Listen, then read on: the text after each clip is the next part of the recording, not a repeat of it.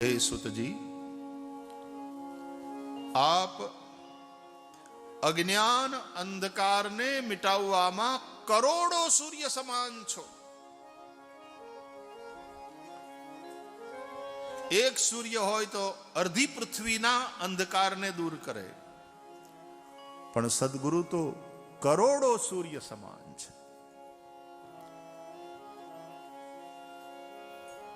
પછી ક્યાંય અંધકાર રહે જ નહીં। હે સૂત આખ્યાહિ કથાસારમ મમ કર્ણ રસાયનમ। આ કથા છે ને મારા કાનનું રસાયણ છે। સુતજી, મને હરિકથા સંભળાવો। અમે બધા અહીંયા બેઠા છીએ, યજ્ઞ કરી કરી યજ્ઞના ધુમાડાથી અમારા કાળજા આમ કાળા થઈ ગયા છે, તમારી હરિકથા રૂપી આ અમૃતથી। જોજો, આ બધા અહીંયા યજ્ઞ કરે છે ને, એ આ પુણ્ય કર્મ યજ્ઞ કર્મ એ સ્વર્ગનું આપનારું છે।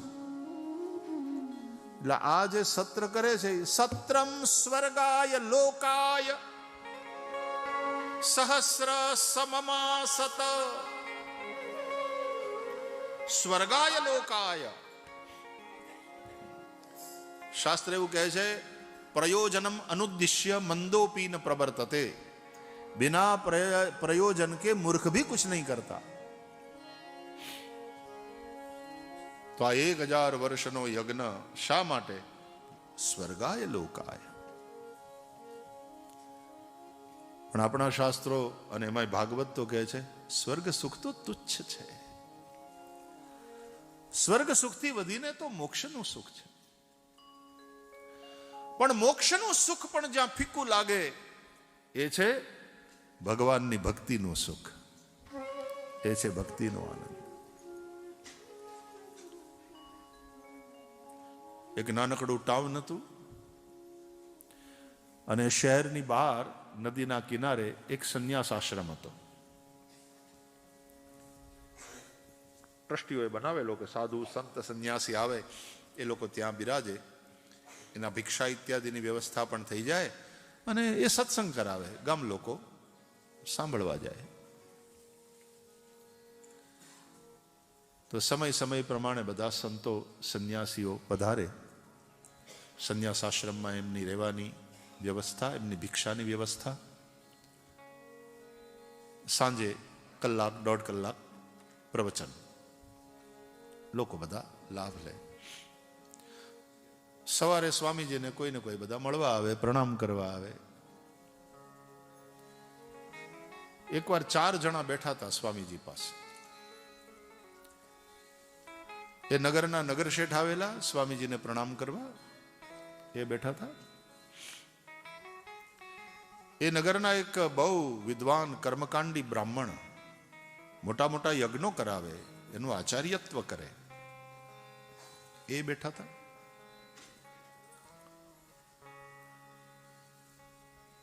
અને દૂર થોડે થાંભલાને ટેકે બેઠો બેઠો સંન્યાસ આશ્રમમાં રહેનારો સેવક, જે સંન્યાસી આવે એની સેવામાં આ હોય, એ દૂર બેઠો બેઠો માળા જપતો હતો। સીધો સાદો સેવક। સ્વામીજી બેઠા હતા એના આસન ઉપર, શાસ્ત્રીજી બ્રાહ્મણ દેવતા નગર શેઠ સામે બેઠા હતા નીચે।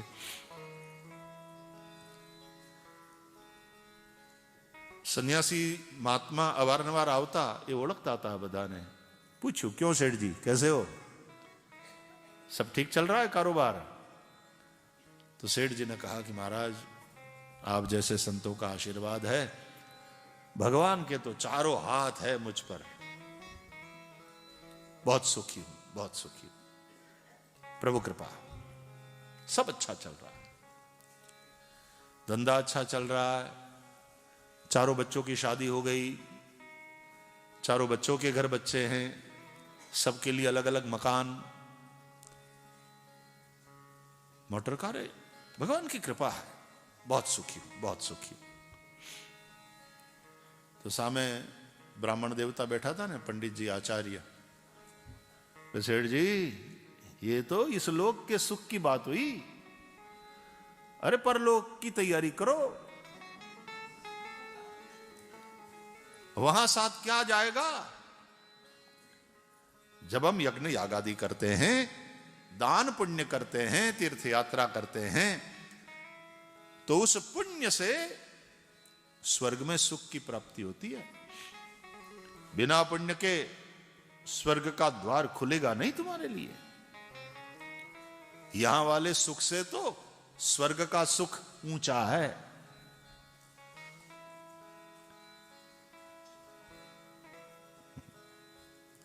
क्यों स्वामी जी क्या कहते हैं? बोले हां, शास्त्र में तो ऐसा ही लिखा है, बात तो सही है, लेकिन पंडित जी स्वर्ग सुख भी शाश्वत नहीं है। पुण्य भोग लिए उसके बाद फिर से आना पड़ता है संसार में। तेतम भुक्त्वा स्वर्गलोकम विशालम क्षणे पुण्ये मर्त्यलोकम विशंति।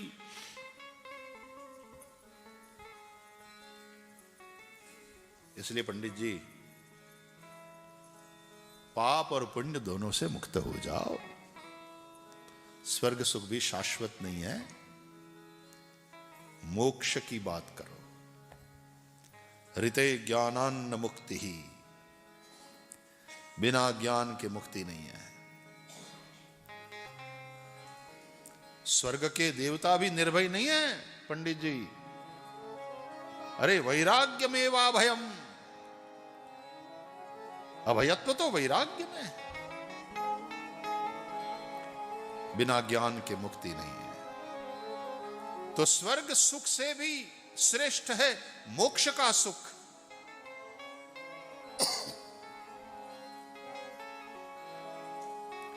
तो पंडित जी ने भी प्रणाम किया। जी स्वामी जी, बात तो आप सही कह रहे हैं। तो ओलो थांभले बैठो बैठो सांभळतो तो सेवक माळा जपतो तो એ થોડી વાર શેઠજીની વાત સાંભળે અને અહોભાવથી કે હા શેઠજી ઉપર ભગવાનની પૂરી કૃપા છે. પછી પંડિતજીની વાત સાંભળે તો એને એમ થાય કે વાહ, એ વાતે સાચી કે આના સુખ કરતા સ્વર્ગનું સુખ શ્રેષ્ઠ છે. પણ પછી સ્વામીજી બોલ્યા તો એ વાતે સાચી, કારણ કે સ્વર્ગનું સુખ શાશ્વત નથી, એટલે પૂરું થનારું છે, પૂરું થનારું છે. तो स्वामी जी नु ध्यान गયું ને તો પૂછ્યું, क्यों रे भोला, तेरा क्या कहना है? बोला बोला स्वामी जी मैं क्या कहूं, मैं तो सुन रहा हूं आप तीनों की बातें. बोले नहीं नहीं, तू भी कुछ बोल. बोला तू बहुत सेवा करता है सभी संतों की, महंतों की, जितने भी यहां आते हैं. स्वामी तुमने तो बहुत सत्संग किया, गांव में किसी ने नहीं सुना होगा उतना तुमने सुना है. और सन्यासियों के, हम लोगों के सतत सेवा में और सन्निधि में तो तुम रहते हो. तुमको संतों की जितनी सन्निधि मिलती है वैसी तो गांव में किसी को नहीं मिली. तो तूने तो बहुत सत्संग किया, तेरा क्या कहना है बता. सेठ जी कहते हैं कि मैं सबसे सुखी हूं, भगवान के चारों हाथ है मुझ पर. पंडित जी कहते हैं कि नहीं, स्वर्ग का सुख श्रेष्ठ है. लेकिन भाई हम तो ज्ञान मार्गी हैं, हम तो सन्यासी हैं, वेदांती है. तो संसार को, जगत को मिथ्या मानने वाले, और स्वर्ग सुख में भी हमारी कोई लालसा नहीं है. इहा मुत्रार्थ फल भोग विराग, यह लौकिक और पारलौकिक सभी प्रकार के सुखों की आसक्ति का आत्यंतिक अभाव हो रखा है. तो स्वर्ग सुख में भी हमारी कोई रुचि नहीं है. मोक्ष सुख ही श्रेष्ठ है. बोलू तेरा क्या कहना है? वो भोलू वास्तव में भोला था, संतों का चहेता था, इतना दीन भाव से सबकी सेवा करता. बोले स्वामी जी मैं क्या बोलूं? बोले नहीं नहीं कुछ तो बोल। बोले स्वामी जी देखो, मैं तो इतना बता सकता हूं कि सेठ जी ने अपने सुख को श्रेष्ठ बताया, शास्त्री जी ने अपने सुख को श्रेष्ठ बताया, स्वामी जी आपने भी मोक्ष सुख की बात करी। मैं और कुछ नहीं जानता, मैं तो इतना जानता हूं कि इस वक्त मैं जो आप लोगों को सुन रहा हूं, इस सत्संग का जो सुख मुझे मिल रहा है, उससे बढ़कर के कोई सुख मेरे लिए नहीं।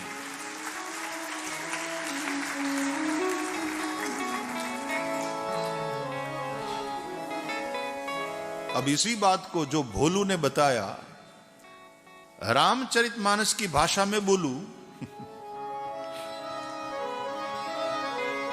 तात स्वर्ग अपवर्ग सुख धरिय तुला, एक अंग तूलन ताही सकल मिली, जो सुख लव सत्संग। ત્રાજવાના બે પલ્લા હોય, એમાં એક પલ્લામાં તમે સ્વર્ગનું સુખ મૂકો, અપવર્ગ એટલે મોક્ષનું સુખ મૂકો, સંસારના બધા સુખો મૂકો, અને બીજા પલ્લામાં સત્સંગનું સુખ મૂકો, તો સત્સંગના સુખની બરાબરી આ બધા સુખ ભેગા થઈને ના કરી શકે.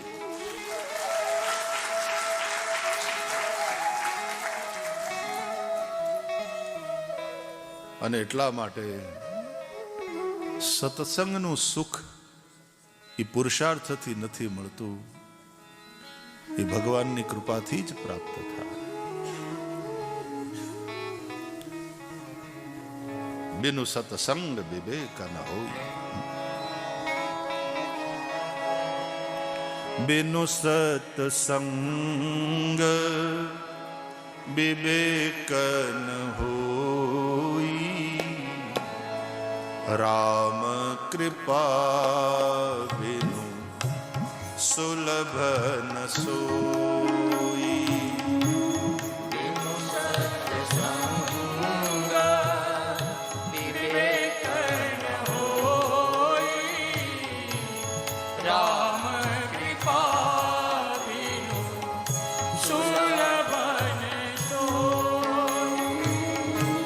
सठही सुधरही सुसंगति पाई, पारस परस कुधात सुहाई.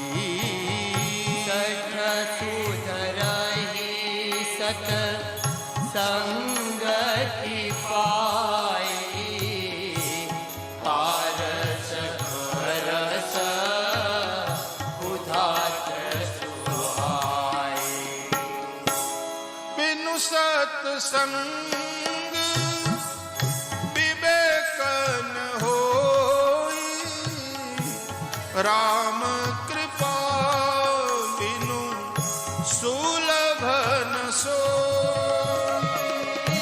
बिनु सत्संग विवेक न होई, राम कृपा बिनु सुलभ न सोई.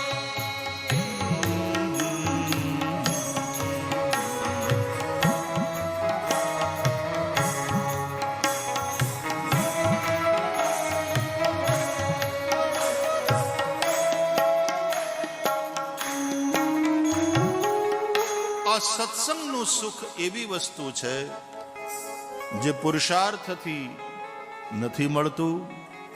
રામ કૃપા બિનુ સુલભ ન સોઈ.